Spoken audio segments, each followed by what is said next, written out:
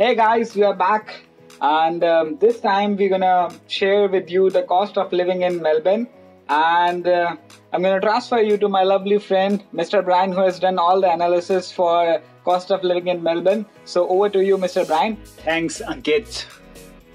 But before we start, a special thanks to my friend Jack Frost, who has requested this video, and I'm gonna tell you guys how much does it cost to survive in Melbourne. So without further ado, let's get started. So here's the thing, I have tried to create this video on the same lines as of the last one. That means I am going to explain the cost of living in three major categories like rent, food and travel. So for those who haven't seen the first video, they can check it out here.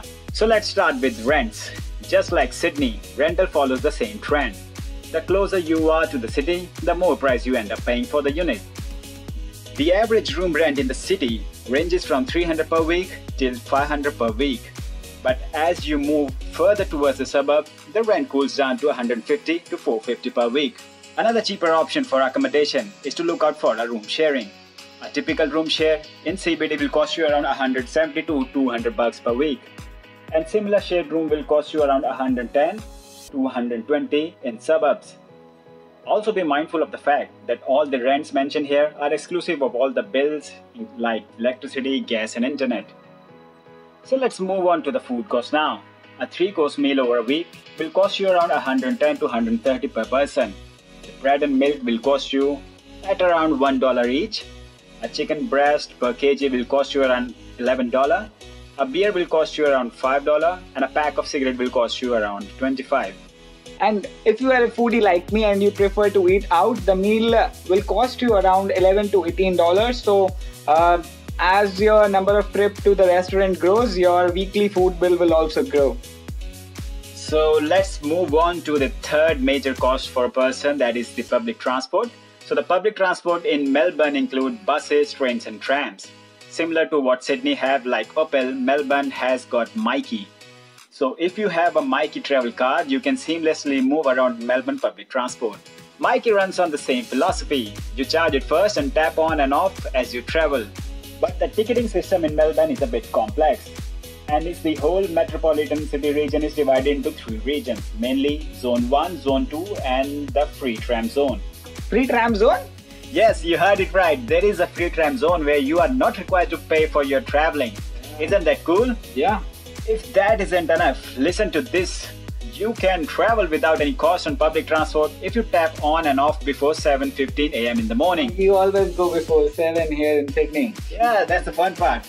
So some treat for the early birds. And just like Sydney, there is discounted rates available for traveling on off-peak hours. Interesting thing here to note is that the fare is calculated based on the time of travel irrespective of the distance that you have traveled. Example, traveling cost for a 2-hour journey in Zone 1 cost $4.1 and Zone 2 will cost you $2.8. That means you cannot be charged more than this if your tap off lies between 2 hours. But if your travel go beyond 2 hours, then you will be charged a daily cap of 8.2 for Zone 1 and 5.6 for Zone 2. But if your travel go beyond 2 hours, then you will be charged a daily cap of 8.2 for Zone 1 and 5.6 for Zone 2. So this means that your daily cap is restricted to 8.2 max.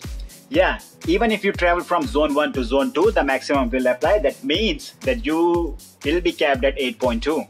If you are a cab lover, you will find Melbourne the place to be. An Uber Black will cost you 2.4 here.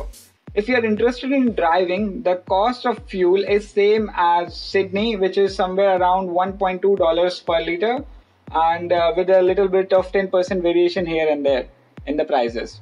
Yep, pretty much same as compared to Sydney, bro. Okay, so to sum up all of this, an average week in Melbourne will cost you around $400 to $500, which is not cheap unless you have a source of income to cover it up.